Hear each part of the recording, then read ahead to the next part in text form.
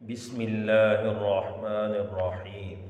إذا زلزلت الأرض زلزالها وأخرجت الأرض أثقالها وقال الإنسان ما لها يومئذ تحدث أخبارها